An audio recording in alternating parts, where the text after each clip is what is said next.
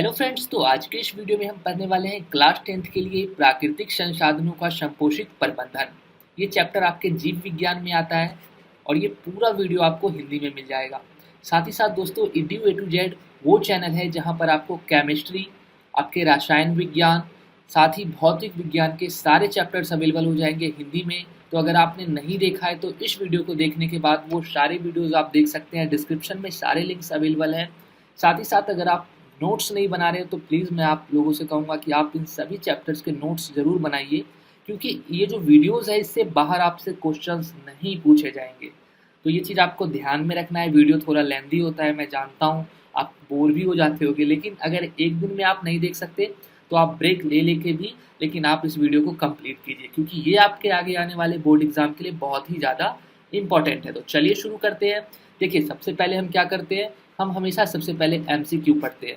तो ये जो चैप्टर है ये बहुत ही छोटा सा है, ज़्यादा बड़ा चैप्टर नहीं है और सिर्फ थ्योरी बेस्ड चैप्टर है। मतलब आपको सिर्फ याद करना है इस चैप्टर में, ठीक है, कहीं समझने की ज़्यादा ज़रूरत नहीं है। तो सबसे पहले हम 10 MCQ करेंगे, जिसमें आपको बताना है कि कितने क्वेश्चंस के आंसर आपको पहले से पता था। तो चलिए, हमारा पहला प्रश्न है, अमृता देवी बिश्नोई ने किस वर्ष में खेजड़ी पेड़ों की सुरक्षा के लिए अपने जीवन को अर्पित कर दिया? तो इसका सही जवाब हो जाएगा 1731। अमृता देवी बिश्नोई ने वर्ष 1731 में खेजड़ी पेड़ों की सुरक्षा के लिए अपने जीवन को अर्पित कर दिया था। ठीक है, कब किया था? तो 1731 में किया था। अब प्रश्न है, अमृता देवी बिश्नोई राष्ट्रीय पुरस्कार किस सम्मान में दिया जाता है? तो अमृता देवी बिश्नोई जो राष्ट्रीय पुरस्कार है वो वन्य जीव संरक्षण के लिए सम्मान में दिया जाता है। तो यहाँ पर ऑप्शन बी हमारा सही जवाब हो जाएगा। चलिए आगे देखते हैं। अब देखिए, प्रश्न है, चिपको आंदोलन की शुरुआत किस वर्ष हुई थी? तो याद रखना है आपको कि चिपको आंदोलन की शुरुआत वर्ष 1970 में हुई थी, यानी कि जब भारत आज़ाद हो गया था उसके बाद हुई थी। चिपको आंदोलन क्या है, कैसे है, ये सारी चीज़ें हम इस वीडियो में पढ़ेंगे। तो आपको यहाँ पर थोड़ा सा पेशेंस के साथ, अगर एक दिन में आप वीडियो कंप्लीट नहीं कर सकते हैं तो कोई बात नहीं है, आप हाफ करके भी 2 दिन में कंप्लीट कर सकते हैं। लेकिन अगर आप इस वीडियो को पूरा देखते हैं तो आपको कहीं भी एग्जाम में इससे बाहर क्वेश्चंस नहीं आएंगे। साथ ही साथ अगर आप हमसे अभी तक व्हाट्सएप पे नहीं जुड़े हो तो व्हाट्सएप पे जुड़ जाओ। हमारा नंबर यहाँ पे दिया हुआ है 9718646198। इस नंबर पे जुड़ जाओगे। कोई भी अगर आपके मन में डाउट होता है या क्वेश्चन होता है तो मैं आपको व्हाट्सएप पे भी जवाब दे दूंगा। चलिए आगे देखते हैं। अब है, गंगा कार्य योजना की शुरुआत किस वर्ष में की गई थी? तो गंगा कार्य योजना जो है इसकी शुरुआत की गई थी, कब की गई थी? तो सही जवाब हो जाएगा 1985 में की गई थी। कब की गई थी? 1985। राजस्थान का प्राचीन जल संरक्षण संरचना क्या है? तो राजस्थान का जो प्राचीन जल संरक्षण संरचना है वो है खादीन। तो यहाँ पर ऑप्शन ए सही जवाब हो जाएगा। अब ये क्वेश्चन तो आप सभी को पता होगा और मोस्ट इम्पॉर्टेंट भी है, ना सिर्फ आपके आगे आने वाले एग्जाम के लिए, साथ ही साथ अगर आप कल को कॉम्पिटिटिव एग्जाम में बैठते हो तो वहाँ भी पूछ लिया जाता है। LPG का पूर्ण रूप क्या है? तो LPG को कहते हैं द्रवित पेट्रोलियम गैस। द्रवित पेट्रोलियम गैस। तो यहाँ पर बी हमारा सही जवाब हो जाएगा। आप सभी लोगों के घर में CFL बल्ब का यूज़ होता है जो वाइट कलर में जलता है, और इसका पूर्ण रूप क्या है, यानी कि फुल फॉर्म क्या है? तो आपको याद रखना है कॉम्पैक्ट फ्लोरोसेंट लैंप। क्या होता है? कॉम्पैक्ट फ्लोरोसेंट लैंप होता है। चलिए आगे देखते हैं। भाखड़ा बांध से कौन सी नहर निकलती है? तो भाखड़ा एक बांध है और इससे जो नहर निकलती है वो निकलती है इंदिरा गांधी नहर। तो यहाँ पर ऑप्शन बी सही जवाब हो जाएगा। बिहार का प्राचीन जल संरक्षण संरचना क्या है? तो बिहार में जो है जल को, वर्षा जल की संरक्षण कैसे करते हैं? आहार के द्वारा करते हैं। कैसे करते हैं? आहार। तो यहाँ पर ऑप्शन सी सही जवाब हो जाएगा। महाराष्ट्र का प्राचीन जल संरक्षण संरचना क्या है? तो ताल। यहाँ पर ऑप्शन बी सही जवाब हो जाएगा। अब देखिए, हमने MCQ कर लिया है। MCQ में हमने टोटल 10 क्वेश्चंस को पढ़े हैं। इस चैप्टर में बस 10 ही MCQ थे, ज़्यादा MCQ नहीं थे। अब आपको कमेंट करके बताना है आपको कितने MCQ का आंसर पता था। अब हम करने वाले हैं थ्योरी बेस्ड क्वेश्चंस, जिसमें आपके 1 मार्क्स वाले, 2 मार्क्स वाले, 5 मार्क्स वाले क्वेश्चंस कवर होते हैं। तो आपको पूरा वीडियो शुरू से लेकर लास्ट तक देखना है। अब हमारा यहाँ पर पहला प्रश्न है, प्राकृतिक संपदा किसे कहते हैं? ठीक है, तो पर्यावरण में कुछ भी जिसे हम उपयोग कर सकते हैं क्या कहलाते हैं? प्राकृतिक संपदा कहलाते हैं। जैसे कि वन एवं वन्य जीव, जल, कोयला, पेट्रोल, ये सब उसके उदाहरण हैं। पर्यावरण में जो भी चीज हम उपयोग करते हैं वो क्या कहलाते हैं? प्राकृतिक संपदा कहलाते हैं। ठीक है, ये हमारा डेफिनेशन हो गया। साथ ही साथ प्राकृतिक संपदा का प्रबंधन किसे कहते हैं?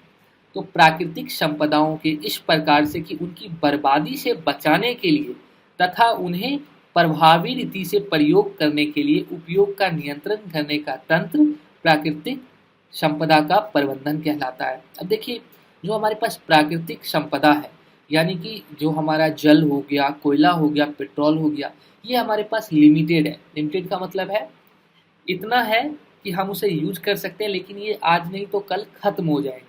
ठीक है, तो प्राकृतिक संपदा का प्रबंधन का मतलब है ऐसी मैनेजमेंट, जिससे ऐसा प्रबंधन का तरीका जिससे हम इसे, अब जरूरत तो है, हमें यूज तो करना ही है, लेकिन इस तरह से यूज करें कि हम भी यूज कर सकें, साथ ही साथ हमारे आगे आने वाली पीढ़ी भी यूज कर सके। तो इसी को कहते हैं प्राकृतिक संपदा का प्रबंधन। चलिए आगे देखते हैं। अब है धारणीय विकास किसे कहते हैं? तो विकास जो वर्तमान मूल मानव आवश्यकता की पूर्ति करता है तथा भावी पीढ़ियों की आवश्यकता के लिए भी बनाए रखता है, धारणीय विकास कहलाता है। तो देखिए, वो विकास जो हमारी मूल आवश्यकता को पूरा करता है। ठीक है, अभी हमें पेट्रोल की आवश्यकता होती है। क्यों होती है? हम कहीं भी जाते हैं तो हमें बाइक चाहिए, या फिर कहीं भी जाते हैं तो लोग कार से जाते हैं, तो हमें पेट्रोल की आवश्यकता है। और इस आवश्यकता को क्या करते हैं? पूरी करते हैं तथा आने वाली पीढ़ियों की आवश्यकता के लिए भी बनाए रखते हैं। ये बात अलग है कि हम अभी अंधाधुंध पेट्रोल यूज कर रहे हैं, हमें इससे फर्क नहीं पड़ता कि कल को हम यूज करेंगे या नहीं, आज बस यूज हो जाना चाहिए। लेकिन वैसी चीजें जो आज भी हम अपनी आवश्यकता को पूरी करते हैं और भविष्य के लिए भी बचा के रखते हैं, उसे कहते हैं धारणीय विकास। ठीक है, अब है संरक्षण करना किसे कहते हैं?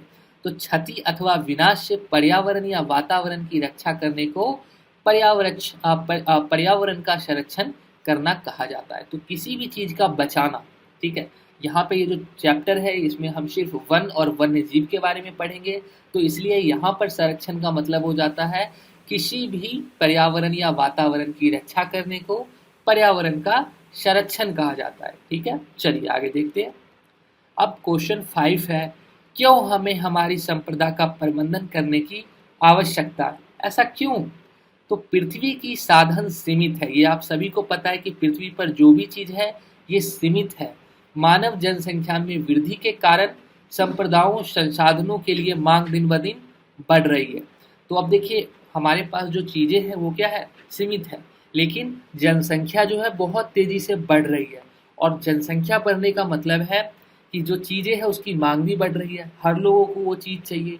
तो उचित प्रबंधन यह सुनिश्चित कर सकता है कि प्राकृतिक साधन का इस्तेमाल जरूरत पड़ने पर ही किया जाना चाहिए, ताकि वह वर्तमान पीढ़ी के साथ साथ आने वाली पीढ़ियों के लिए भी उपलब्ध हो।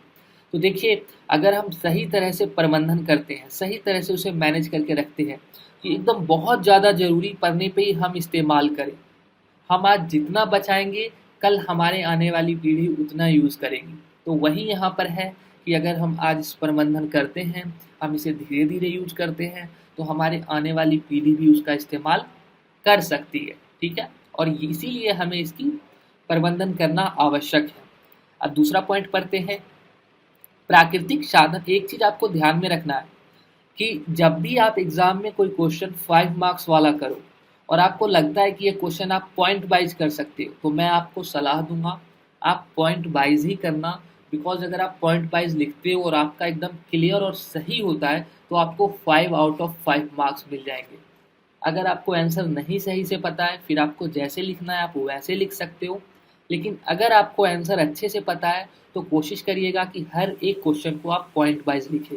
इससे आपका जो पेपर है वो बहुत ही ज़्यादा नीट एंड क्लीन रहता है, और टीचर भी ऊपर से भी देखता है ना चेक करते वक्त, तो उसको लगता है हाँ बच्चे ने पढ़ रखा है, और वो आपको अच्छा मार्क्स देगा। ठीक है, प्राकृतिक साधन का उचित प्रबंधन दीर्घकालीन महत्व अथवा उद्देश्य पर विचार करता है और अल्पकालिक लाभ के लिए उनके शोषण को पूरी तरह से रोकता है। अब देखिए, प्राकृतिक संसाधन का अगर हम अच्छे से प्रबंधन करते हैं तो कुछ लोग ऐसे होते हैं जिन्हें कल से कोई मतलब नहीं है, उन्हें इससे कोई फर्क नहीं पड़ता कि उनके आने वाली जो पीढ़ियां हैं वो उस चीज़ का यूज़ करे या ना करे, बस मेरी ज़रूरत पूरी होनी चाहिए। ठीक है, कुछ समय के लिए लाभ के लिए आने वाली पीढ़ी को संकट में डाल देना, ये तब होगा अगर हम उसका प्रबंधन नहीं करते हैं। लेकिन अगर हम प्रबंधन करते हैं, एक मैनेजमेंट होता है कि हाँ भाई आपको तभी मिलेगा जब आप ये कर सकते हैं, ये कर सकते हैं, आपको इतनी ज़रूरत होगा तभी मिलेगा, तो ये चीज़ें जो है बहुत ही ज़्यादा दिन तक यूज़ होगा। ठीक है, चलिए आगे देखते हैं। अब थर्ड पॉइंट, उचित प्रबंधन प्राकृतिक संपदा को उचित वितरण सुनिश्चित कर सकता है ताकि इन संप्रदाय के विकास के सभी लोगों को लाभ मिल सके। अब देखिए, अगर प्रबंधन नहीं किया जाएगा तो होगा क्या कि किसी भी चीज़ का जो अमीर होंगे वो यूज कर लेंगे, जो गरीब होंगे वो यूज ही नहीं कर पाएंगे। तो इसलिए प्रबंधन बहुत ही ज़रूरी है। एक ऐसा पैमाना होना चाहिए जिस पैमाने में अमीर लोगों को भी वो मिल सके और गरीब लोगों को भी मिल सके। अब अगर हम एग्जाम्पल के लिए लेके देखें तो पेट्रोल पेट्रोल अमीर लोग भी खरीदते हैं और मिडिल क्लास लोग भी खरीदते हैं, उनकी ज़रूरत के हिसाब से होता है। वो ज़्यादा खरीदते हैं, हम कम खरीदते हैं, लेकिन खरीद हम भी सकते हैं, खरीद वो भी सकते हैं, है ना। तो ये चीज़ क्यों हो रहा है, क्योंकि वहाँ पर एक मैनेजमेंट है जो कहता है कि भाई आपको पेट्रोल तभी मिलेगा जब आप इतना अमाउंट पे करिएगा। और वो अमाउंट एक ऐसा अमाउंट है जो कि भले आज के दिनों में पेट्रोल बहुत ही महंगा होते जा रहा है, लेकिन हमारी ज़रूरतों के हिसाब से हम उस अमाउंट को पे कर देते हैं। कहते हैं चलो ठीक है भाई, ले लेते हैं 1 लीटर और हम सफ़र कर लेते हैं, है ना ऐसा। तो ये जो है ये प्रबंधन का कमाल है कि ऐसा मैनेजमेंट किया गया है कि हर आदमी उसे खरीद सके। अगर पेट्रोल 1000 रुपये लीटर होता तो क्या सब खरीद सकते थे? नहीं खरीद सकते थे। लेकिन ऐसा नहीं है, जैसे जैसे हमारी जो ज़रूरत है बढ़ती जा रही है, वैसे वैसे उसके दाम भी बढ़ रहे हैं, लेकिन ऐसा भी नहीं बढ़ रहा है कि हम उसे खरीद ही ना सकें। चौथा पॉइंट, उचित प्रबंधन प्राकृतिक संपदाओं के निष्कर्षण अथवा उपयोग के दौरान वातावरण की होने वाली क्षति पर विचार करेगा और इस क्षति को कम करने के लिए उपाय अथवा युक्ति का पता लगाएगा। अब देखिए, एक अगर प्रबंधन बना दिया जाए तो वो क्या करेगा, वो आने वाली जो मुसीबत है, जैसे कि अगर हम पेट्रोल चलाते हैं तो कार्बन डाइऑक्साइड वातावरण में ज़्यादा हो जाता है, पॉल्यूशन होने लगता है, तो पॉल्यूशन से होने वाला क्षति क्या है, उससे नुकसान क्या क्या होता है, उस पर विचार करेगा। साथ ही साथ उसे हम कैसे कम कर सकते हैं उसके ऊपर उपाय करेगा। कौन सी ऐसी मशीन लगाएं कि इससे क्षति कम हो, इस पे उपाय करेगा। तो ये तभी संभव होगा जब इसके लिए एक प्रबंधन किया जाएगा। और यही कारण है कि हमें हमारी संपदा का प्रबंधन करने की आवश्यकता होती है। तो ये 5 पॉइंट आपको याद रखना है, 4 पॉइंट है, चारों पॉइंट आपको याद रखना है। आप कॉपी में नोट डाउन कर सकते हैं। ठीक है, चलिए आगे पढ़ते हैं। वन उपज पर आधारित कुछ प्रमुख उद्योगों के उदाहरण दीजिए। तो वन उपज पर आधारित कुछ जो है आपका प्रमुख उद्योग वो है टिम्बर उद्योग, कागज निर्माण उद्योग, खेल उपकरण उद्योग। खेल उपकरण में आपका जैसे कि क्रिकेट बैट हो गया, ये किस पे बनता है? लकड़ी पे बनता है और लकड़ी वन में मिलता है। ठीक है, यह सब क्या है? वन उपज पर आधारित उद्योग है। कागज निर्माण, कागज भी कहाँ से मिलता है? हमें लकड़ी से मिलता है, और लकड़ी कहाँ मिलता है? वन में मिलता है। ठीक है, चलिए, तो ये एग्जाम्पल आप याद कर लीजिएगा। अगर आपसे एग्जाम में पूछा जाता है तो आप अगर आपको 4 पॉइंट भी किसी चीज़ का पता है ना, तो आप 1 पॉइंट उसके एग्जाम्पल बना सकते हो। ठीक है, अगर कॉपी चेक हो रहा है और अगर टीचर अच्छे हैं तो आपको वहाँ पे फुल में फुल मार्क्स मिल जाएगा। और ये बहुत ही अच्छा है कि आप जिस चैप्टर को पढ़ रहे हो उसके एग्जाम्पल आपको पता हो। ठीक है, चलिए अब क्वेश्चन नंबर 7 की बात करते हैं। वन या जंगल किसे कहते हैं? तो आप सभी को पता है कि भूमि का एक बड़ा क्षेत्र जिस पर पेड़ तथा दूसरे पौधे प्राकृतिक रूप से उगकर विकसित होते हैं, वन या जंगल कहलाते हैं। तो बहुत बड़ा सा एरिया जहाँ पर बहुत सारे पेड़ लगे हो और वो प्राकृतिक रूप से खुद से उगकर विकसित हो, वो क्या कहलाते हैं? वन या जंगल कहलाते हैं। कहते हैं ना कि देखो वहाँ पे बहुत सारे पेड़ पौधे हैं, बहुत पेड़ है, जंगल हो गया है। वो कैसे होते हैं? वो खुद ब खुद उग के वैसे बन जाते हैं। अब प्रश्न होता है वन्य जीव किसे कहते हैं? तो वन्य प्राणी या जंगली जानवर जैसे शेर, बाघ, हाथी, हिरन, ये जो वन में निवास करते हैं वो क्या कहलाते हैं? वन्य जीव कहलाते हैं। जो वन में निवास करते हैं वो वन्य जीव कहलाते हैं, चाहे वो शेर हो, बाघ हो, हाथी हो, हिरन हो, खरगोश हो, कुछ भी हो, जो जंगल में रहते हैं वो वन्य प्राणी कहलाते हैं। ठीक है, चलिए वन संरक्षण की 4 साझेदार कौन कौन है। साझेदार का मतलब यहाँ पे स्टेक होल्डर है। ठीक है, तो वन संरक्षण के 4 साझेदार कौन कौन है, तो सबसे पहला होगा लोग, लोग में हम भी आते हैं। फिर दूसरा होगा वन विभाग, जिस देश में है उस देश की सरकार या फिर जिस राज्य में है उस राज्य की सरकार। ठीक है, वन विभाग। और फिर तीसरा आपके आते हैं उद्योगपति, जो बिजनेस करते हैं, जो उन सामानों को क्या करते हैं, खरीद के आगे क्या करते हैं, उसे बना के आगे बेचते हैं, उद्योगपति। और चौथा है वन एवं वन्य जीव क्रियाकलाप। कुछ ऐसे भी लोग हैं जो चाहते हैं कि काश पहले का समय आ जाए, जो हमारा जो भारत है यहाँ में, जहाँ हम रहते हैं, हमारे जो गांव हैं वहाँ पर पहले की तरह पेड़ पौधे हो जाएं, सब पहले जैसा हो जाए। कुछ ऐसे भी लोग हैं तो वो हमारे आ जाते हैं चौथे वन एवं वन्य जीव क्रियाकलाप में। ठीक है, ये 4 स्टेक होल्डर जो है ये हमारे वन संरक्षण के साझेदार होते हैं। ठीक है, ये 4 साझेदार होते हैं। एक एक साझेदार के बारे में बात कर लेते हैं। तो लोग जो वन या जंगल में और उसके आसपास रहते हैं तथा अपना जीवन यापन करने के लिए वन उत्पादन पर कुछ सीमा तक निर्भर होते हैं।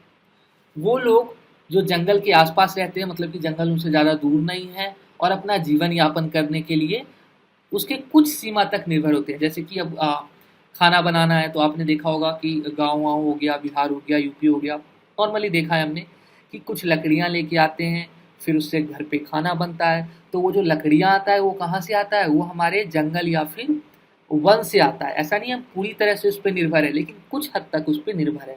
अब जो हमारा वन से कुछ फल मिलता है वो भी हम खाते हैं, वो भी हमारे लिए क्या हो गया, एक निर्भर होने का साधन हो गया। तो ये हमारा लोक के अंदर आ जाता है। अब वन विभाग, आप सभी को पता है वन विभाग कौन है, जिसका वन भूमि पर मालिकाना हक होता है। आपको पता है कि सरकार का हक होता है तथा वन के संसाधनों का नियंत्रण करता है, और वही नियंत्रण भी करता है, वही प्रबंधन करता है भाई कि आपको काटने की अनुमति देते हैं, नहीं देते। अगर नहीं देते हैं तो आप काटेंगे तो अवैध कहलाएगा, अगर आपको अनुमति है तो ही आप काट सकते हैं। और ये सब कौन नियंत्रण करता है, वन विभाग करता है।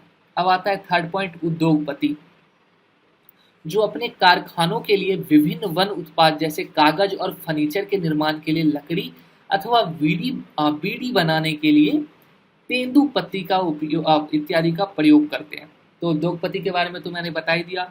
जो कारखानों के लिए, अब जैसे अगर हमें कागज बनाना है तो उसके लिए हमें पेड़ तो चाहिए ही, और वो पेड़ हमें मतलब जो बिजनेसमैन होते हैं उनको चाहिए ही। और वो पेड़ वो कहाँ से ले सकते हैं, वो वन विभाग से पहले परमिशन लेते हैं, वन विभाग उन्हें अनुमति देता है, फिर वो पेड़ को बड़े पैमाने पे काटते हैं और फिर उसी से हमारा फर्नीचर, कागज ये सब बनता है। लास्ट पॉइंट है वन एवं वन्य जीव क्रियाकलाप। तो वे लोग जो वनों को प्राचीन रूप अथवा पहले जैसा देखना चाहते हैं वो होते हैं, जो कि आज के समय में बहुत ही कम है। चलिए अब आपका प्रश्न है, वनवर्धन नामक प्रमुख कार्यक्रम का उद्देश्य क्या था तथा वनवर्धन कार्यक्रम के लाभ क्या क्या है। तो सबसे पहले जान लेते हैं वनवर्धन नामक प्रमुख कार्यक्रम का उद्देश्य क्या था। तो वनवर्धन नामक प्रमुख कार्यक्रम का उद्देश्य था अधिक पेड़ों और पौधों को लगाकर वनों को पुनः पूर्ति करने का, ठीक है, उद्देश्य था। और इसके लाभ क्या क्या हैं, तो वो देखिए, पहला पॉइंट है यह उद्योगों के लिए बड़ी मात्रा में कच्चे माल उत्पन्न कर सकता है। अब देखिए मेरी बात को समझिएगा, जो वनवर्धक नामक प्रमुख कार्यक्रम था इसमें ये सोचा गया था, उसका जो उद्देश्य था वो ये था कि हम बहुत सारे पेड़ पौधे लगाते हैं, ठीक है, जो भी पेड़ पौधे कटे हैं हम उसके अल्टरनेट में, मतलब कि जो कट गए हैं वो तो हट गए, लेकिन जितने कटे हैं अगर हम उतने ही फिर से पेड़ लगा दें तो क्या कुछ घटेगा। आप मान लीजिए आपके पास 5 चॉकलेट हैं, आप वो 5 चॉकलेट किसी और को दे देते हैं, और फिर सपोज करिए कि आपके घर वाले में से कोई आते हैं और वो फिर से आपको 5 चॉकलेट दे देते हैं, तो आपके पास तो 5 चॉकलेट रह ही जाएगा। क्या आपके पास घटेगा? नहीं घटेगा। फ़र्क क्या पड़ेगा? फ़र्क बस ये पड़ेगा कि आपको कुछ समय इंतज़ार करना पड़ जाएगा कि जब तक आपके घर वाले आके फिर से 5 चॉकलेट देते नहीं हैं।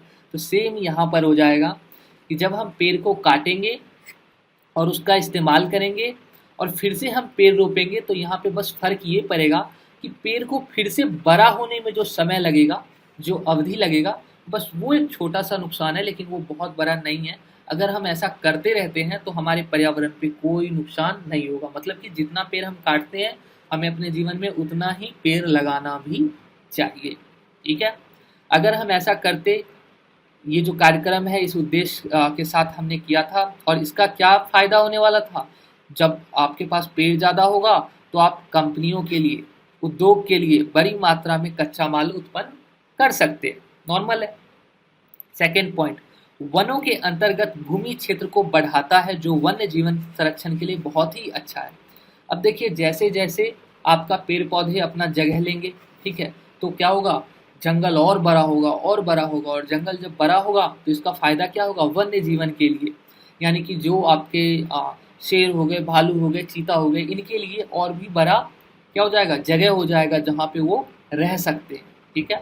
थर्ड पॉइंट है, यह प्राकृतिक में संपूर्ण जल चक्र बनाए रखता है, और यह प्राकृतिक में क्या करेगा, जल चक्र को बनाए रखेगा, पर्यावरण को एक जगह पे फिक्स रखेगा, ज़्यादा नुकसान ना हो। चौथा, यह मृदा अपरदन को नहीं होने देता है। मृदा अपरदन का मतलब आपको पता है, मृदा की बर्बादी होने नहीं देता है। ठीक है, क्या चीज, आपका जो है ये वनवर्धन नामक कार्यक्रम। और पांचवा, यह बाढ़ को रोकता है। तो ये पांचों पॉइंट आपको याद रखना है। अगर आपसे पूछा जाता है कि वनवर्धन नामक प्रमुख कार्यक्रम का लाभ क्या है, तो ये 5 पॉइंट हो गए, और उद्देश्य क्या था, तो अधिक पेड़ को लगाकर वनों की पुनः पूर्ति करना। ठीक है, चलिए अब बात कर लेते हैं, मैंने एमसीक्यू में आपसे पूछा था खेजड़ी पेड़ों का केस के बारे में, याद है? तो यहाँ पर अब हम जानते हैं कि खेजड़ी केस था क्या, उसके बारे में विस्तार से जानते हैं। तो हमारे देश के राजस्थान राज्य में एक बिश्नोई समुदाय है। कौन सा समुदाय? बिश्नोई। जहाँ मैं हाईलाइट गोला कर रहा हूँ उसको आपको ध्यान में रखना है। इसके लिए वन और वन्य जीवों का संरक्षण एक धार्मिक आस्था रहा है। एक चीज याद रखना है, ये जो बिश्नोई समुदाय है, इनके लिए वन और वन्य जीव क्या है, इसका संरक्षण एक धार्मिक आस्था है। ठीक है। अमृता देवी बिश्नोई, इन्हीं के बारे में मैंने आपसे एमसीक्यू में क्वेश्चन पूछा था। तो अमृता देवी बिश्नोई ने 1731 में, ठीक है, 363 व्यक्तियों की एक समूह की अगुवाई की। कितने व्यक्ति थे उस समय? तो 363।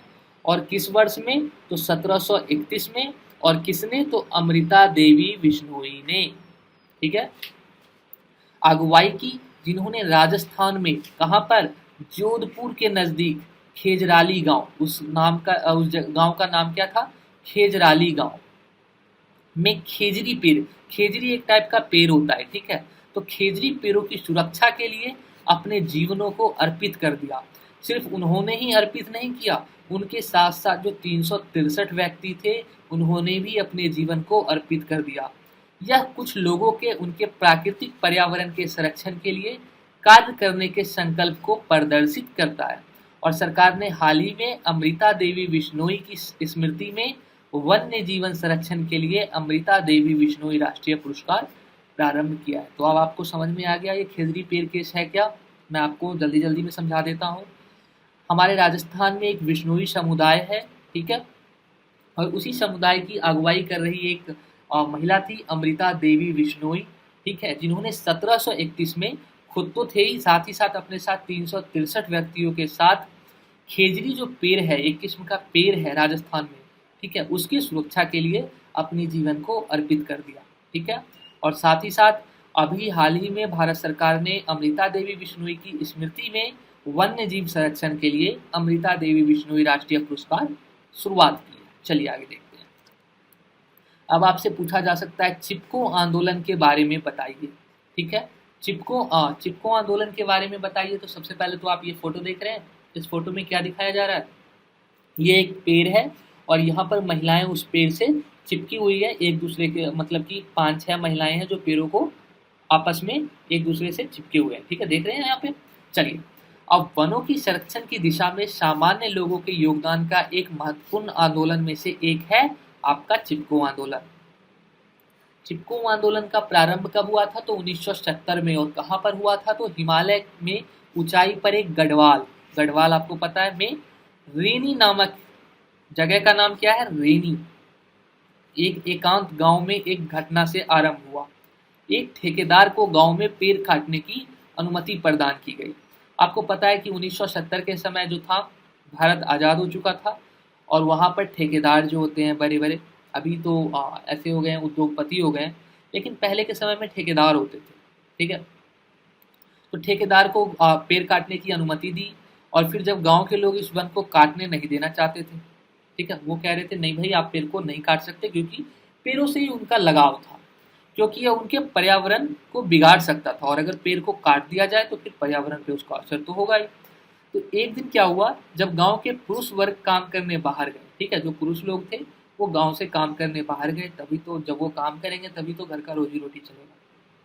तो ठेकेदार ने क्या किया, मजदूरों को ले आया पेड़ को काटने के लिए, और जब वो जंगल में पहुंचा तो ऐसा हो गया कि पुरुष तो थे नहीं, क्योंकि वो सब तो काम करने गए हुए थे। तो जो गांव की महिलाएं थी उन्होंने पेड़ों को अपने बाहों से क्या किया, ऐसे घेर लिया, ठीक है, और फिर मजदूरों को पेड़ काटने में रुकावट डाल दिया। अब भाई जब वो घेर लेंगे तो मजदूर थोड़ी यहाँ पे पेड़ काट सकता है, कैसे काटेगा वो।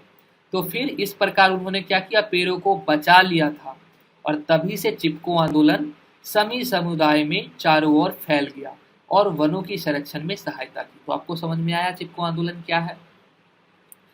चलिए आगे देखते हैं। अब है प्राणियों का संरक्षण क्यों आवश्यक है। भाई हमें क्यों प्राणियों को बचाना चाहिए, क्योंकि आपको पता है संरक्षण का मतलब होता है किसी चीज का बचाना। तो हमें प्राणियों को क्यों बचाना चाहिए, क्यों ये आवश्यक है। मनुष्य द्वारा वनों में रहने वाले वन्य प्राणियों को बड़े पैमाने पर शिकार किया जा रहा है। आपको पता है कि अभी के समय में जो हमारे जानवर हैं उनका शिकार किया जा रहा है। हाथी को ही ले लेते हैं, हाथी को मार के उसके जो दांत होते हैं वो बेचते हैं, क्योंकि वो बहुत ही ज़्यादा महंगा बिकता है।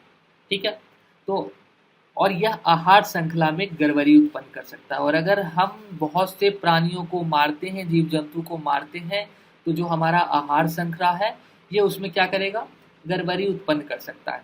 हम सब जानते हैं सांप एक वन्य प्राणी है। अब हम एक एग्जाम्पल लेते हैं, इससे आपको समझ में आएगा कि प्राणियों का संरक्षण क्यों आवश्यक है। सांप क्या है, एक वन्य प्राणी है। सांपों की खाल महंगी चमड़ों के सामानों को बनाने के लिए उपयोग किया जाता है। और हमारा जो सांप की खाल होती है उसको कहाँ पर यूज करते हैं, तो महंगे चमड़ों के सामान बनाने के लिए। ठीक है, तथा यह बहुत ही ज़्यादा महंगा अथवा इसकी बहुत ही ज़्यादा मांग है, इसकी मांग बहुत ही ज़्यादा है और बहुत ही ज़्यादा ये महंगा है। अब आसानी से धन कमाने के लिए कुछ लोग क्या करते हैं, सांपों को आसानी से मारकर उसके खाल को बाजार में ऊंचे दाम पर बेच देते हैं। और अगर हम ऐसा करते रहे तो यह हमारे आहार श्रृंखला पर बहुत बुरा प्रभाव डालेगा। अब हम ये जानते हैं कैसे डालेगा। अभी तक आप बात को समझ गए कि सांप एक वन्य प्राणी है, सांप की खाल बहुत महंगी बिकती है, उस चमड़े के सामान, इसका दाम बहुत ज़्यादा है और इसकी मांग भी बहुत ज़्यादा है।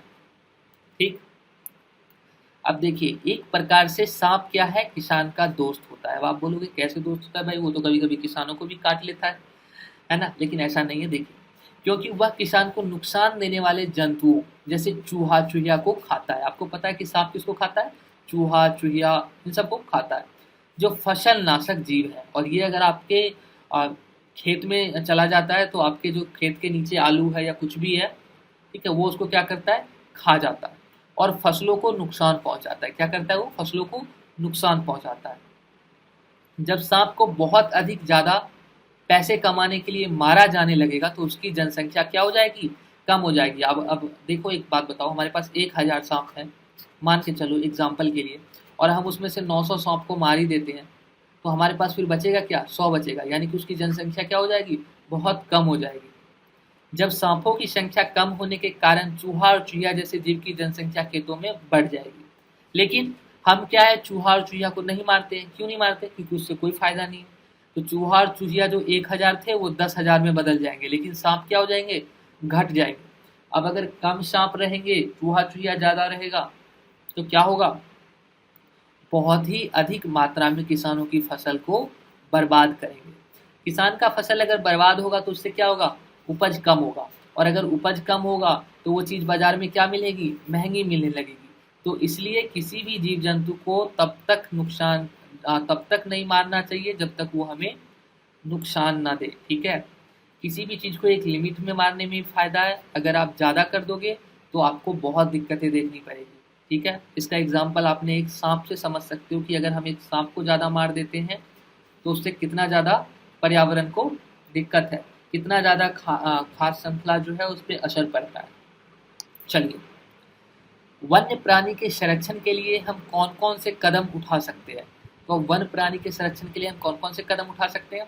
तो जो प्राणी संकटापन्न जाति से संबंधित है, जो दिन ब दिन विलुप्त होते जा रहे हैं, उन जीव जंतु के लिए हमें बहुत सख्त कानून बनाना चाहिए, ताकि अगर कोई ऐसा करता है तो उसे सख्त से सख्त सजा दी जा सके, ताकि वो दोबारा ऐसा ना करे। देखिए, कुछ ऐसे अब प्राणी हैं जो दिन ब दिन घटते जा रहे हैं, जो आपको देखने को नहीं मिलेंगे। पहले के समय में दिखते थे, अब आपको देखने को नहीं मिलते हैं, ठीक है। और अगर ऐसा ही कुछ दिन और चलता रहा तो वो एकदम खत्म हो जाएंगे, हम चाह के भी उन्हें फिर वापस नहीं ला सकते। तो हमें क्या करना चाहिए, सरकार को ऐसा कानून बनाना चाहिए कि अगर ऐसा कोई करता है तो उसे बहुत ही सख्त सजा दी जाए और वो दोबारा ऐसा कभी कर ही ना पाए, तभी हम उन्हें बचा सकते हैं। दूसरा पॉइंट है, कुछ ऐसे भी जीव जंतु हैं जो अधिक मात्रा में हैं, फिर भी उन्हें अंधाधुंध मारने का अधिकार वन विभाग को नहीं देना चाहिए। अब कुछ ऐसे भी जीव जंतु हैं जो बहुत ही ज़्यादा हैं अभी, ठीक है, लेकिन कितना भी है फिर भी हमें इतना अधिकार नहीं देना चाहिए कि उसे दिन रात अंधाधुंध लोग उसे मारते रहे, ठीक है। थर्ड पॉइंट, देश भर में राष्ट्रीय उद्यान बनना चाहिए जहाँ जीव जंतु अपना वास कर सके। तो देश भर में कुछ ऐसी जगह होनी चाहिए जहाँ जीव जंतु रह सके, ऐसे राष्ट्रीय उद्यान बनना चाहिए। चौथा, टिम्बर व्यापार तथा ईंधन लकड़ी के लिए पेड़ की कटाई पर रोक लगनी चाहिए, ताकि अधिक से अधिक जीव जंतु उसमें रह सके। देखो, पेड़ कटेगा, जंगल छोटा होगा, जंगल छोटा होगा तो कैसे रहेंगे जीव जंतु, नहीं रह पाएंगे ना। तो इसलिए हमें जंगल बड़ा करना होगा, ठीक है, पेड़ पौधे कम काटना होगा, तभी वहाँ पर जीव जंतु रह सकते हैं। और ये प्राणी के संरक्षण के लिए बहुत ही ज़्यादा इम्पोर्टेंट है। पांचवा, यदि वन विभाग को किसी क्षेत्र में पता चलता है कि बहुत अधिक कटाई हुई है, तो जितनी कटाई हुई है उतनी ही संख्या में वृक्षारोपण करना चाहिए, ताकि इससे पर्यावरण और इसमें रहने वाले जीव जंतु को नुकसान ना हो। अब सपोज करिए कि वन विभाग को पता चला कि यहाँ पर 500 पेड़ की कटाई हुई है, तो वन विभाग को उसके अगले ही दिन वहाँ पे 500 पेड़ रोप देना चाहिए, ताकि आगे आने वाले 20 साल में फिर से वो 500 पेड़ उस 500 पेड़ की जगह पर ले ले। इससे क्या होगा, कभी भी पेड़ कम नहीं होगा और हमारा पर्यावरण कैसा रहेगा, एक स्थिर रहेगा, ठीक है। तो ये पांचों पॉइंट आपको याद रखना और ये मोस्ट इम्पॉर्टेंट क्वेश्चन है, ठीक है। चलिए, अब बात कर लेते हैं, जल के विभिन्न स्रोत के नाम बताइए जो हमारे लिए उपलब्ध है। तो आपको पता है, वर्षा हो गया, नदियाँ हो गई, झील हो गया, तालाब हो गए, कुएं हो गया, समुद्र, यह सब जल के वह स्रोत है जो हमारे लिए क्या है, उपलब्ध है, जिसका हम अभी इस्तेमाल कर सकते हैं। वर्षा के पानी का भी इस्तेमाल करते हैं, नदियों के पानी का भी करते हैं, झील के भी और तालाब के और कुएं के भी। समुद्र का पानी अभी हम डायरेक्ट नहीं लेते हैं क्योंकि वो खारा होता है, लेकिन हम इसे ऑप्शन में रखते हैं कि हम इसको इस्तेमाल कर सकते हैं, ठीक है। चलिए, अच्छी वर्षा होने के बावजूद हम सब लोगों के लिए जल की मांग पूरी क्यों नहीं कर पाते। आप सभी को पता है कि भारत में बहुत अच्छी मानसून होती है, बारिश होती है, फिर भी हम सबको जल क्यों नहीं प्राप्त करा पाते। कुछ ऐसी जगह होती है जहाँ सूखा आ जाता है हर साल, ऐसा क्यों होता है। तो इसका कारण जान लीजिए। पहला पॉइंट है, हमारी जनसंख्या तेजी से बढ़ रही है। भारत की जनसंख्या क्या हो रही है, तेजी से बढ़ रही है। यही कारण है हम सबको अच्छी वर्षा होने के बावजूद भी जल प्राप्त नहीं करवा पाते हैं। दूसरा है, भूमि पर पर्याप्त वनस्पति आवरण की कमी के कारण हो रहा है, ठीक है। तो भूमि पर हमारे पर्याप्त वनस्पति आवरण नहीं है, इसलिए क्या होता है, केवल थोड़ा सा पानी ही भूमि में रिस पाता है और भूमजल के रूप में संचित होता है। अब भूमजल होता क्या है, आप सभी के घर में चापाकल होगा, अगर नहीं है तो आपने देखा होगा गाँव में कि चापाकल होता है। चापाकल में जो पानी आता है वो कहाँ से आता है, जमीन से आता है, ठीक है। और कभी कभी आपने सुना होगा, घर में सुना हो तो, कि आजकल पानी बहुत कम आ रहा है या पानी का लेवल बहुत डाउन हो गया। इसका कारण क्या है, इसका कारण यह है, हम तो पानी का इस्तेमाल कर लेते हैं चापाकल से, लेकिन जो वर्षा होती है वो पानी आपका रिस रिस के आसपास से उस जमीन के अंदर जा ही नहीं पा रहा होता। तो जो जमीन के अंदर पानी है वो तो खत्म हो जाएगा, अगर हमारा पानी क्या होगा, वर्षा वाला पानी जमीन में दोबारा नहीं जाएगा, ठीक है। चलिए, थर्ड पॉइंट जानते हैं, फसलों की उपज वाली अच्छी उपज वाली किस्मों की सिंचाई के लिए काफ़ी अधिक जल की आवश्यकता होती है। तो देखिए, अगर हमें फसल बहुत अच्छी चाहिए, ठीक है, उच्च उपज चाहिए, तो उसमें सिंचाई भी हमें बहुत अच्छी करनी पड़ेगी और बहुत अच्छी सिंचाई के लिए हमें बहुत अधिक जल की आवश्यकता होती है। चौथा पॉइंट, अपशिष्ट पदार्थ से मिला जल अथवा औद्योगिक अवशेषों की नदियों में और झीलों में छोड़ने से पीने वाले जल की उपलब्धता में कमी कराता है। अब देखिए, होता क्या है, आज के समय में आप सभी ने देखा होगा, आपके आसपास जो नदी है, दिल्ली में रहने वालों ने देखा होगा यमुना नदी, उसमें कितनी गंदगी है। चाह के भी कोई उसका पानी यूज़ नहीं कर सकता है। क्यों नहीं कर सकता? क्योंकि उसमें औद्योगिक जो कंपनियां हैं, जो फैक्ट्रियां हैं, उससे निकलने वाली कूड़ा कचरा होता है। साथ ही साथ अपशिष्ट पदार्थ मिला होता है, जो कपड़े धोते हैं, जो वहाँ पे रहते हैं, ठीक है। ये सारी चीज़ें को मिलने की वजह से जो हमारा पीने वाला जल है, वो क्या हो गया है? कम हो गया है। पांचवा पॉइंट, अब कम हो गया है लेकिन हमारा जनसंख्या बढ़ ही रहा है। तो यही कारण है कि हम सबको जल अवेलेबल उपलब्ध नहीं करवा पाते। पांचवा पॉइंट, लोगों की परिवर्तनशील जीवन शैली विशेष रूप से शहरी क्षेत्रों में अधिक जल खर्च करते हैं, ठीक है। तो लोगों की जो शैली है, ठीक है, जीवन शैली वो बदल गई है। पहले लोग थोड़ा सा पानी में भी काम चला लेते थे, लेकिन आजकल जो शहर के लोग होते हैं वो बहुत अधिक जल खर्च करते हैं। एक बाल्टी से नहीं, पाँच पाँच बाल्टी से नहाते हैं। लोग तो शावर यूज़ करते हैं, जिसमें क्या होता है, आराम से जब तक हमें ठंडक नहीं मिल रही है, एक एक घंटे दो दो घंटे तक चला के बैठे हुए, ठीक है। तो यही वह कारण है जिस वजह से हमारे देश में अच्छा वर्षा होने के बावजूद भी हम जल की मांग पूरी नहीं कर पाते हैं। और ऐसे कुछ वर्ष होते हैं जो कुछ राज्यों में क्या आ जाता है, सूखा आ जाता है, ठीक है। चलिए, अब हमारा प्रश्न है, बांध किस प्रकार से समाज के लिए उपयोगी है? क्या बांध? तो पहला पॉइंट जान लेते हैं। बांध से जल नहरों के द्वारा खेतों में सिंचाई के लिए प्रयोग किया जाता है। तो आप इस पॉइंट को इतना भी लिख सकते हैं, अगर आपको पॉइंट को ज़्यादा बनाना है, कि बांध से जो जल होता है वो नहरों के द्वारा क्या होता है, सिंचाई में प्रयोग किया जाता है, तो इसलिए वो हमारे लिए उपयोगी है। साथ ही साथ बांध साल भर खेतों की जल पूर्ति सुनिश्चित करता है। अब आपको पता है कि हमें खेतों में ऐसा नहीं है एक ही बार पानी देना पड़ता है, कुछ ऐसी भी फसल होती है जिसमें दो दो तीन तीन बार पानी देना पड़ता है। और अगर हमारा बांध है तो वो साल भर खेती की जितनी भी जल हमें चाहिए होगी मिलता रहेगा और कृषि उपज बढ़ाने में सहायता करता है। उदाहरण के लिए हम देख सकते हैं, भाखड़ा बांध से निकली इंदिरा गांधी नहर ने राजस्थान के काफी क्षेत्रों को हरा भरा कर दिया है। तो इंदिरा गांधी नहर जो है ये कहाँ पर है? तो राजस्थान में है, ठीक है। चलिए, बांध से जल अच्छे से साफ करके नल के द्वारा कस्बों और शहरों में लोगों को उपलब्ध कराया जाता है।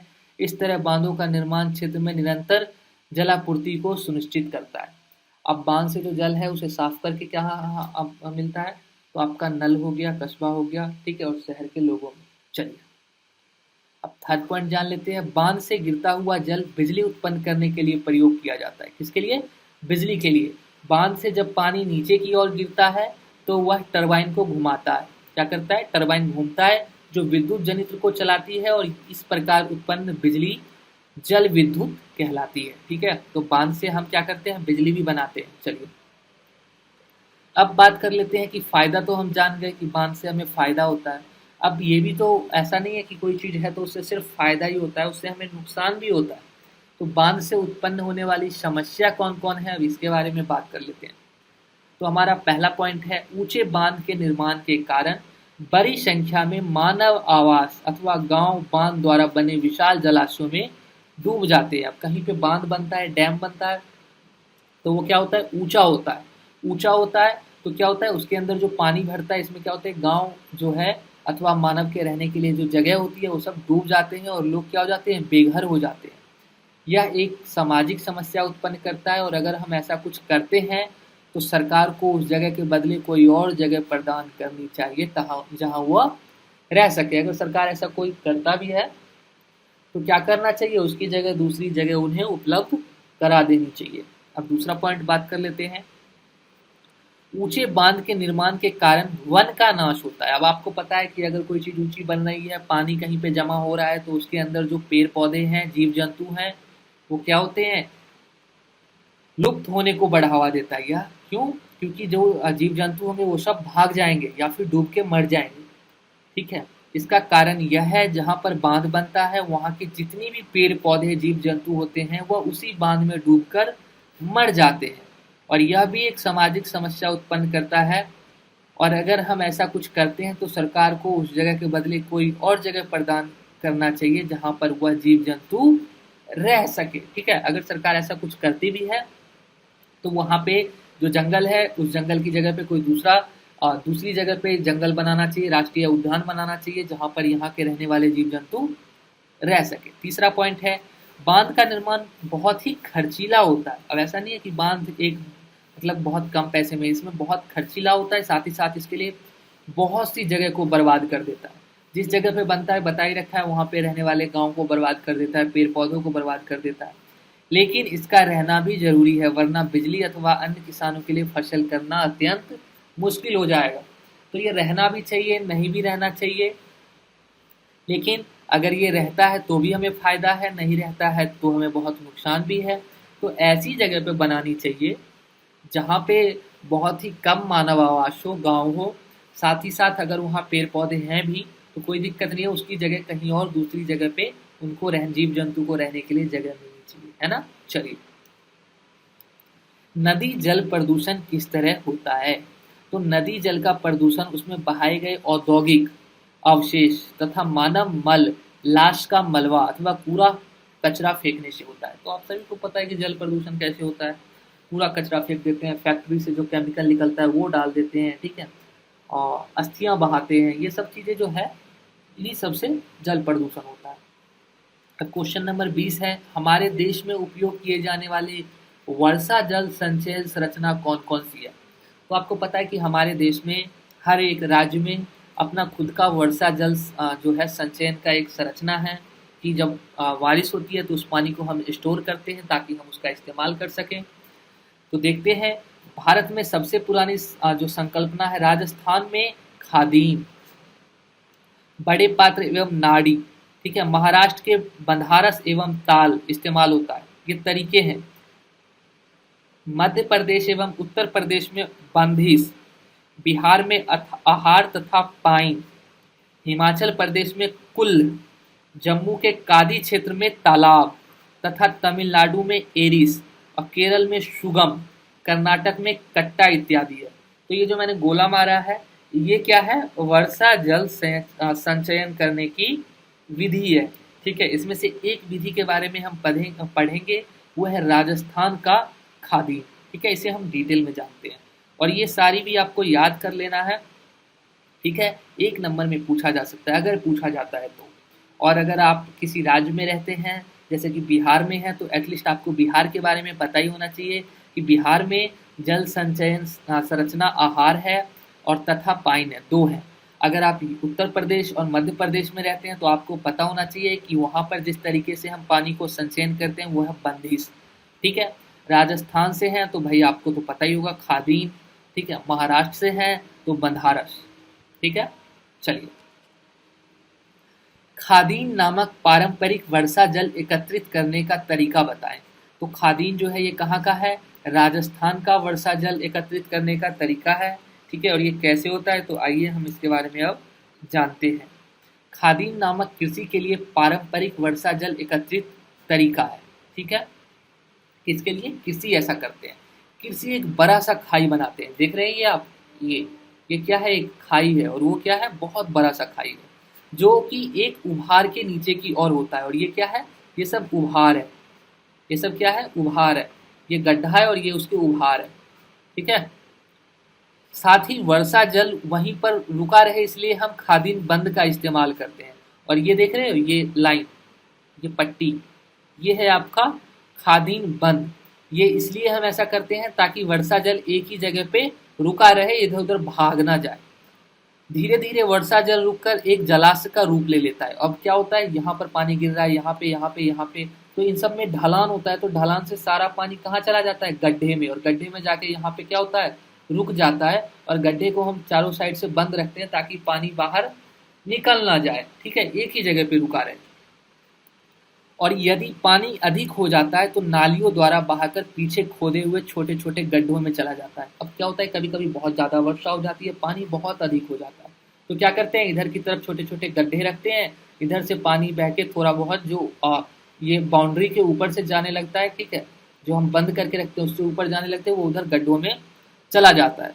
कुछ समय के बाद वह पानी धीरे धीरे जमीन में रिसता है और फिर क्या होता है, ये जमीन में धीरे धीरे क्या होता है, सूखता है, जिस वजह से वहाँ की जमीन में नमी आ जाती है। फिर जहाँ पानी सूखता है वहाँ की जमीन कैसी हो जाती है, भीगी मीठी गिल्ली हो जाती है। ठीक है, वहाँ पे गीली मिट्टी हो जाती है, साथ ही साथ वहाँ पे जमीन में बहुत ही नमी होता है। साथ ही साथ वहाँ के आसपास के कुएं में पानी भी आ जाता है। क्यों आ जाता है, मैंने आपको हैंडपंप वाला एग्जांपल दिया था। पानी रिसता है तो जमीन में जाता है और जमीन में जाने की वजह से कुएं में पानी का लेवल अप हो जाता है और नमी आ जाने के बाद उस जमीन पर कृषि अपना अच्छी फसल उगाने के लिए प्रयोग करते हैं। और जब ये पानी सूख जाता है, जब इसके जमीन के नीचे चला जाता है पानी, तो इसी पे क्या करते हैं, कृषि अपना फसल उगाते हैं और यहाँ पे बहुत ही अच्छी फसल होता है। तो ये हमारा कौन सा तरीका था पानी संरक्षण का, वर्षा जल संरक्षण का, खादीन, जिसका इस्तेमाल कहाँ पे होता है, राजस्थान में होता है। ठीक है, इसी तरह से हर राज्य का अपना अपना तरीका है और उन सभी का मैंने नाम आपको बता रखा है। चलिए, अब है भूमि में संग्रहित जल के विभिन्न लाभ क्या क्या हैं। तो अब हम जान लेते हैं कि भूमि में जो जल संग्रहित होते हैं उसके लाभ क्या है। पहला पॉइंट है, भूमि में संग्रहित जल वाष्प में परिवर्तित नहीं होता है। आपको पता है, अगर आप एक समुद्र में भी अगर पानी है तो वो क्या होता है, धूप से गर्म हो जाता है और क्या होता है, भाप में बदल के हवा में बादल बन जाता है। लेकिन अगर कोई जमीन के अंदर पानी है तो वो वाष्प में परिवर्तित नहीं हो सकता, वो भाप नहीं बन सकता। ये एक फायदा है। दूसरा पॉइंट, भूमि में संग्रहित जल कुओं को भरने के लिए फैल जाता है और विशाल क्षेत्र में फसलों के लिए नमी उपलब्ध कराता है। अब देखिए, जो भूमि में नीचे जाती है पानी रिस रिस के, वो ऐसा नहीं है बस जहाँ पे वो है वहीं पे पानी रहेगा। वो क्या होता है, नीचे जमीन के नीचे जाके फैल जाता है और दूर दूर तक जो एरिया होता है उसमें नमी दे देता है। ठीक है, साथ ही साथ कुओं में भरने के लिए पानी भी आ जाता है। तीसरा, भूमि में संग्रहित जल मच्छरों के प्रजनन को बढ़ावा नहीं देता है। आपको पता है जमीन के अंदर मच्छर हो नहीं सकते, लेकिन अगर हम तालाब अथवा कृत्रिम सरोवर रखें तो वहां पे मच्छर बन जाएंगे।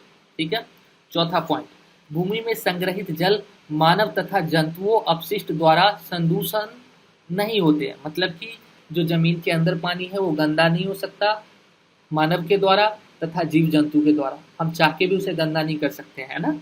और पांचवा पॉइंट है हमारा, भूमि में संग्रहित जल स्थानीय जनता के फायदे के लिए उपयोग किए जाते हैं। अब प्रश्न है, कोयला और पेट्रोलियम क्या है तथा इसका निर्माण कैसे हुआ था, संक्षिप्त में बताइए। तो देखिए, कोयला और पेट्रोलियम है क्या, ये हम सबसे पहले जान लेते हैं। तो कोयला और पेट्रोलियम जीवाश्म ईंधन कहलाते हैं। क्या कहलाते हैं, जीवाश्म ईंधन। कोयला और पेट्रोलियम प्राकृतिक संसाधन है और ये क्या है, ये एक प्राकृतिक संसाधन है जो हमारे लिए महत्वपूर्ण ऊर्जा के स्रोत भी है। कोयला का इस्तेमाल कहाँ करते हैं, तो घर और उद्योग में प्रयोग किया जाता है तथा इसका जो इस्तेमाल बड़े लेवल पे मुख्य रूप से किया जाता है वो किया जाता है बिजली बनाने के लिए। ठीक है, पेट्रोल का इस्तेमाल कहाँ करते हैं, तो मोटरसाइकिल, बस, कार, रेलवे, इन सब में करते हैं। ठीक है, ये तो हो गया कोयला और पेट्रोलियम है क्या और कहाँ इस्तेमाल करते हैं। अब बात कर लेते हैं इनका निर्माण कैसे हुआ। तो हुआ क्या, कोयला और पेट्रोलियम लाखों करोड़ों वर्ष पहले, ठीक है, पृथ्वी में गहराई में दफन पेड़ पौधे और प्राणियों का जैव मात्रा के निम्नीकरण से बने थे। अब यहाँ पे दफन पेड़ पौधे का मतलब क्या है, ये चीज मैं आपको समझा देता हूँ। ये समझ लीजिए पेड़ पौधे हैं, ठीक है, ये सब क्या है, पेड़ पौधे हैं। हुआ क्या, एक बहुत तेज आंधी आई और ये सारे पेड़ पौधे ऐसे जमीन पे गिर गए। गिरने के बाद क्या हुआ, अब आंधी आई तो आंधी के साथ साथ मिट्टी भी लाई और ये सब क्या हुआ, मिट्टी के नीचे दब गए। धीरे धीरे और मिट्टी आती गई और मिट्टी आती गई और ये दबते गए और क्या हो गए, दफन होना तो इसी को कहते हैं, मिट्टी के नीचे किसी चीज का चला जाना। तो पेड़ पौधे क्या हो गए, मिट्टी के नीचे चले गए जहां पर उन्हें ऑक्सीजन नहीं मिली। वो ऑक्सीजन से क्या हुए, दूर हो गए। ठीक है, और ऑक्सीजन से दूर होने की वजह से भौगोलिक प्रेशर अथवा ऑक्सीजन की अनुपस्थिति में वो किस में परिवर्तित हो गए, कोयले में परिवर्तित हो गए। तो बात समझ में आई आपको। साथ ही साथ अब पेट्रोल कैसे बना, सेम इसी तरह से हुआ, लेकिन इस बार ना पेड़ पौधे नहीं बल्कि ये किसके साथ हुआ, जो हमारे समुद्र में रहने वाले जीव हैं, जो मछली हो गए, ये हो गए, उस तरह के जो जीव थे वो क्या हुए, जमीन के नीचे धंस गए। धंसते धंसते क्या हुए, ऑक्सीजन से दूर हो गए और फिर क्या हुआ, वो कीचड़ में बदल गए। जो हमारा पेट्रोल होता है वो कैसा होता है, वो कीचड़ जैसा होता है, आपको देखने में पानी जैसा लगता है लेकिन वो असल में कीचड़ होता है। वो बहुत ही ज़्यादा पहले उसको फिल्टर किया जाता है, तब जाके हमारा पेट्रोल निकलता है। ठीक है, डीजल निकलता है, दोनों अलग अलग होते हैं। डीजल थोड़ा गाढ़ा होता है, पेट्रोल बहुत ही पतला होता है। तो ये सारी चीज़ें कैसे हुई ये आपको समझ में आ गई। ठीक है, चलिए अब बात करते हैं कोयला और पेट्रोलियम की खपत कम करने के उपाय बताइए। तो कैसे हम कोयला और पेट्रोलियम की खपत कम कर सकते हैं, तो इन सारे पॉइंट्स को आपको नोट डाउन करना है। 5 नंबर में ये आपसे पूछा जा सकता है। पहला पॉइंट है, कोयला मुख्य रूप से बिजली उत्पन्न करने के लिए प्रयोग किया जाता है। मैंने ये पहले भी बताया था, कोयला का मुख्य रूप से कहाँ यूज होता है, बिजली के लिए। इसलिए यदि हम बिजली बचा देंगे तो कोयला की जो खपत है वो स्वयं ही कम हो जाएगी। अगर बिजली बचेगा मतलब कि कोयला की भी खपत कम हो रही है। तो इसलिए हमें क्या करना चाहिए, तो आवश्यकता ना होने पर पंखे, टेलीविजन अथवा दूसरे विद्युत उपकरण को बंद कर देना चाहिए। इससे क्या होगा, इससे ये होगा कि अगर हम बिजली कम चलाएंगे मतलब कि वहाँ पे कोयला भी कम खपत होगा। तो अगर हम बिजली को बचाते हैं मतलब कि हम कोयले को भी बचा रहे हैं। ठीक, दूसरा पॉइंट, बिजली बचाने के लिए ऐसे उपकरण का इस्तेमाल करना चाहिए जो कम बिजली खपत करती है। जैसे कि पहले इस्तेमाल होने वाले तंतु बल्ब को हटाकर एक सीएफएल प्रयोग करना चाहिए। इससे विद्युत ऊर्जा कम खर्च होती है। तो आप सभी ने पहले के समय में देखा होगा कि पीला कलर का एक बल्ब होता था जो बहुत ही ज़्यादा रोशनी करता था, लेकिन येलो कलर का होता था, है ना, जो फ्यूज हो जाते थे, जल जाता था उसका फिलामेंट तंतु। लेकिन अभी क्या यूज होता है, सीएफएल। सबके घर में वाइट कलर का बल्ब लगा होता है। ऐसा क्यों, क्योंकि ये बहुत ही कम ऊर्जा का इस्तेमाल करता है और इससे हमारा जो है क्या होता है, बिजली की बचत होती है। और बिजली की बचत होती है मतलब हमारा कोयले की बचत हो रही है। ठीक है, अब थर्ड पॉइंट की बात कर लेते हैं। ग्रामीण क्षेत्रों में घरेलू ईंधन के रूप में जैविक गैस का उपयोग को बढ़ावा देना चाहिए।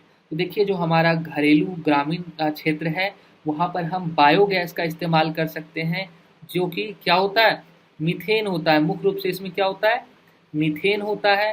क्योंकि जो हमारा ग्रामीण क्षेत्र है यहाँ पर हमें आसानी से जो है गोबर वगैरह मिल जाता है, जिससे क्या बनता है, जैविक गैस बनता है। चौथा पॉइंट है, नगरों में स्थानीय बस तथा रेलगाड़ी का इस्तेमाल करना चाहिए ताकि लोग इसी से सफ़र कर सके और हम बहुत अधिक मात्रा में पेट्रोल बचा सकते हैं। अच्छा, एक चीज़ मैं आपको बताता हूँ। मान लीजिए कि एक आदमी एक कार से 5 लीटर में मान लेते हैं कि दिल्ली जाता है। एग्जाम्पल के ले रहा हूँ, ऐसा हकीकत में नहीं है। ठीक है, लेकिन अगर 5 लीटर में ही 5 लीटर में ही 50 आदमी एक बस में दिल्ली जाता है तो हम कितना ज़्यादा बचा रहे हैं, आप बताइए। बहुत ज़्यादा बच रहा है, क्योंकि अगर हम इन 50 आदमी अगर 5-5 लीटर खर्च करने लगे तो हमारा 250 लीटर हो जाएगा। कितना हो जाएगा, 250 लीटर हो जाएगा। लेकिन यहाँ हम कितने लीटर में जा रहे हैं, बस 5 लीटर में ही जा रहे हैं। ठीक है, तो इसलिए हमें किसका इस्तेमाल करना चाहिए, हमें इस्तेमाल करना चाहिए पब्लिक ट्रांसपोर्ट का। इससे क्या होगा, बहुत ज़्यादा हम पेट्रोल को बचा सकते हैं। अगर हम पेट्रोल को आज बचाएंगे तो हम भविष्य में हमारे जो आने वाली पीढ़ी है वो भी इस्तेमाल कर सकते हैं। ठीक है, कम दूरी तय करने के लिए हमें साइकिल का इस्तेमाल करना चाहिए। हमें कम दूरी के लिए किसका इस्तेमाल करना चाहिए, साइकिल का इस्तेमाल करना चाहिए। आजकल लोग क्या कहते हैं, पास में भी जाना है कोई दुकान पे भी तो चलो बाइक से जाते हैं। नहीं, हमें साइकिल का इस्तेमाल करना चाहिए। ये हमारे शारीरिक, ठीक है, शारीरिक रूप से हमारे शरीर के लिए भी बहुत ही ज़्यादा फायदेमंद है। साथ ही साथ ये क्या होगा, इससे हमारा पेट्रोलियम की खपत भी कम होगी। चलिए, कोयला और पेट्रोलियम से उत्पन्न होने वाले प्रदूषण बताएं। तो हमें अब बताना है कि कोयला और जो पेट्रोल से प्रदूषण होता है वो कौन कौन से होते हैं। तो देखिए, कोयला और पेट्रोलियम जैविक से बने ईंधन होते हैं। किससे बने होते हैं, जैविक। जैविक में क्या होता है, इसलिए इनमें कार्बन और हाइड्रोजन के अलावा, ठीक है, कार्बन तो होता ही है, हाइड्रोजन भी होता है, क्योंकि जैविक जो है मनुष्य ही है, हमारा जो शरीर है वो किससे बना हुआ है, कार्बन से बना हुआ है। हाइड्रोजन भी होता है, साथ ही साथ उसमें होता है नाइट्रोजन, सल्फर। ठीक है, और जब कोयला और पेट्रोलियम जलाए जाते हैं, ये चीज़ आपको याद रखना है, जब कोयला और पेट्रोलियम जलता है तो उससे कौन सा गैस निकलता है, कार्बन डाइऑक्साइड CO2 जिसे कहते हैं, ठीक है। जल जिसे H2O कहते हैं, आपका सल्फर हो गया, सल्फर डाइऑक्साइड और नाइट्रोजन ऑक्साइड, और कुछ तो कार्बन मोनोऑक्साइड भी उत्पन्न करते हैं। तो देखा जाए तो जल को छोड़कर बाकी सभी पर्यावरण के लिए क्या है, हानिकारक है, ठीक है। अब किस तरह से है, तो देखिए पहला पॉइंट, सल्फर डाइऑक्साइड फेफड़ों को प्रभावित करता है, ठीक है, और क्या करता है, दूसरे रोग को भी उत्पन्न करती है। सल्फर डाइऑक्साइड वर्षा जल में भी मिलकर उसे अम्लीय बना देती है, और यह अम्ल वर्षा पौधे भवन को बहुत हानि पहुंचाती है, ठीक है। अम्ल वर्षा के बारे में तो आप सभी ने पढ़ा होगा कि ये हमारे ताजमहल को कैसा कर रहा है, पीला कर रहा है, ठीक है। और ये सब किसकी वजह से होता है, तो सल्फर डाइऑक्साइड की वजह से होता है, ठीक है, जो कि क्या करता है, वर्षा जल को अम्लीय बना देता है। चलिए दूसरा पॉइंट है, सल्फर डाइऑक्साइड के समान ही नाइट्रोजन ऑक्साइड श्वसन तंत्र को प्रभावित करता है और अम्ल वर्षा भी उत्पन्न करता है। तो सल्फर डाइऑक्साइड भी हमने तो खैर पढ़ा ही है, अभी हमने पढ़ा कि सल्फर डाइऑक्साइड क्या करता है, अम्ल वर्षा करता है।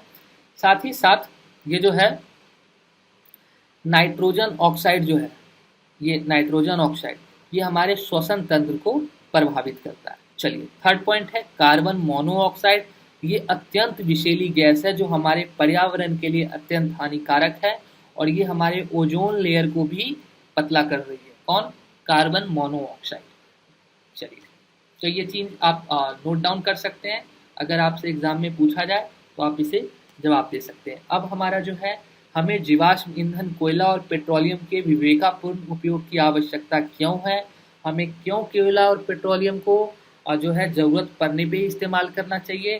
तो पहला हमारा पॉइंट होगा, पृथ्वी में बचे जीवाश्म ईंधन सीमित है, तो जल्द ही समाप्त हो जाएंगे अगर हम इसे बहुत ज़्यादा यूज़ करेंगे, तो इसलिए हमें इसे बचा बचा के सिर्फ ज़रूरत पे ही इस्तेमाल करना चाहिए।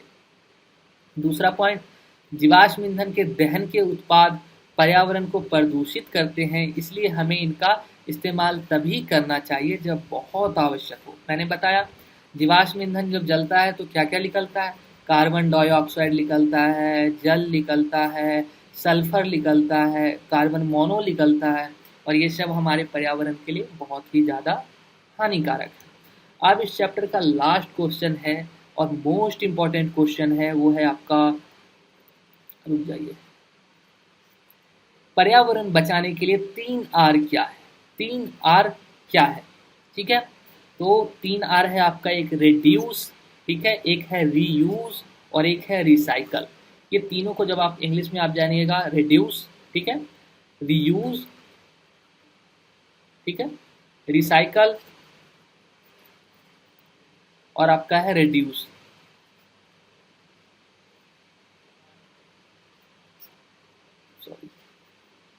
रिड्यूस, ठीक है।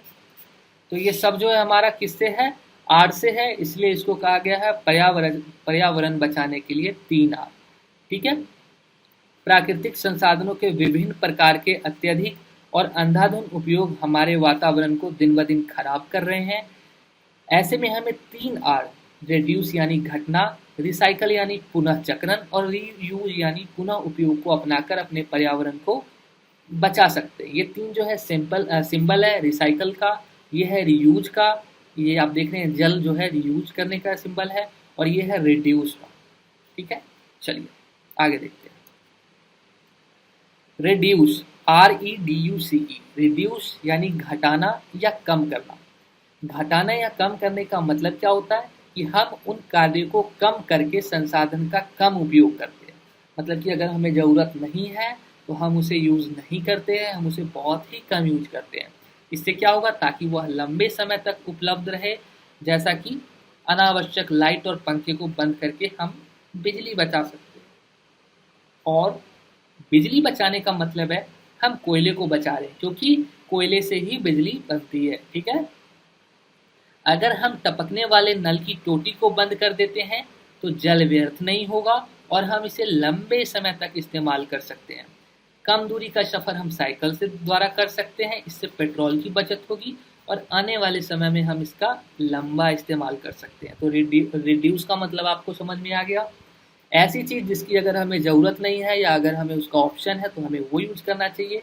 जैसे कि अगर हमें बिजली की ज़रूरत नहीं है, पंखा बंद कर देना चाहिए, हम बाहर जा रहे हैं पंखा बंद कर देना चाहिए। इससे क्या होगा, बिजली बचेगी मतलब कोयला का इस्तेमाल कम होगा, कोयले का इस्तेमाल कम होगा, मतलब कि आने वाले समय में हम इसे ज़्यादा दिन तक यूज कर सकते हैं, है ना। चलिए अब बात कर लेते हैं पुनः चक्रण, जिसे कहते हैं रिसाइकल। ठीक है, तो पुनः चक्रण का मतलब होता है कि हमें कागज, प्लास्टिक, कांच और धातु की प्रयुक्त और बेकार वस्तु को एकत्रित कर लेना चाहिए और दोबारा कागज, प्लास्टिक, कांच अथवा धातु की वस्तु को बनाने के लिए उन्हें संबंधित उद्योगों को भेज देना चाहिए। इससे हम उस वस्तु को दोबारा से इस्तेमाल कर सकते हैं। आप सभी ने देखा होगा कि रद्दी वाले आते हैं, वो आपसे क्या करते हैं, पुराना कॉपी ले लेते हैं। ठीक है, पुराना कॉपी क्या करते हैं, आपसे ले लेते हैं। असल में वो होता क्या है, वो उसका पुनः चक्रण करते हैं, वापस से वो कॉपी को बनाते हैं। भले ही उसका पेज उतना ज़्यादा साफ नहीं होता है, लेकिन हम उसका इस्तेमाल करते हैं। ठीक है, उसी तरह से जो लोहा होते हैं, वो लोहा को इसलिए ले जाते हैं क्योंकि उसको वो पिघला के दोबारा से कुछ बना देते हैं। प्लास्टिक के साथ भी सेम ऐसा ही करते हैं, उसको पिघला के नया आकृति या नया रूप दे देते हैं। ठीक है, तो पुनः चक्रण का इस्तेमाल करना चाहिए। अब बात कर लेते हैं पुनः उपयोग यानी कि रीयूज। पुनः उपयोग का मतलब होता है यदि संभव है हमें उन्हीं वस्तु को फिर से उपयोग या प्रयोग कर लेना चाहिए। अगर ऐसा संभव है तो हमें उसी को क्या करना चाहिए, दोबारा इस्तेमाल कर लेना चाहिए। जो प्रयोग किए जा सकते हैं जैसे कि प्लास्टिक के जार, हम उन्हें विभिन्न खाद्य सामग्री जैसे जैम और अचार इत्यादि खरीदते हैं। तो आपको देखा होगा कि जब आप जाम और अचार खरीदते हैं तो वो एक प्लास्टिक की बोतल में रहती है और बाद में हम उस इन प्लास्टिक के जार के अंदर क्या करते हैं, आपने देखा होगा आपकी मम्मी हो गई, दादी हो गई, ठीक है, चाची हो गई, ये सब क्या करते हैं, उस वो जो प्लास्टिक वाली बोतल होते है उसके अंदर बाद में क्या रखने लगते हैं, नमक रखने लगते हैं, मसाले रखने लगते हैं, चीनी रखने लगते हैं, चाय पत्ती रखते हैं, है ना, दाल रखते हैं। तो ये क्या हो गया, इससे प्लास्टिक जार का क्या हो रहा है, दोबारा से यूज हो रहा है, जिसे कहते हैं पुनः उपयोग होना, जो कि हमारे पर्यावरण के लिए बहुत आवश्यक है। क्योंकि अगर हम उन्हें पुनः चक्रण के लिए दे देते हैं तो उसमें ऊर्जा की आवश्यकता होती है जो हमारे पर्यावरण के लिए हितैषी नहीं है।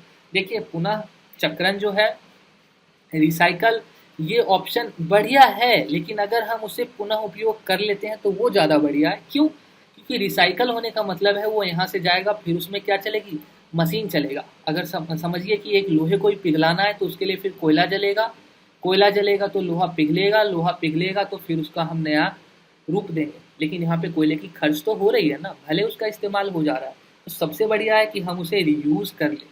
ठीक है, रिसाइकल की जगह। ये आपका पुनः उपयोग का सिंबल है। तो ये जो वीडियो था ये यहीं तक था। मुझे उम्मीद है आप सभी को पसंद आया होगा। अगर आया है तो वीडियो को लाइक कर दो। अगर कोई सुझाव है तो आप मुझे कमेंट कर दो, और अगर चैनल अभी तक सब्सक्राइब नहीं किए हो तो सब्सक्राइब कर लो और व्हाट्सएप पे जुड़ जाना। साथ ही साथ फेसबुक का लिंक और जितने भी चैप्टर अभी तक मैंने अपलोड किया है सबका लिंक आपको डिस्क्रिप्शन में मिल जाएगा। Thank you.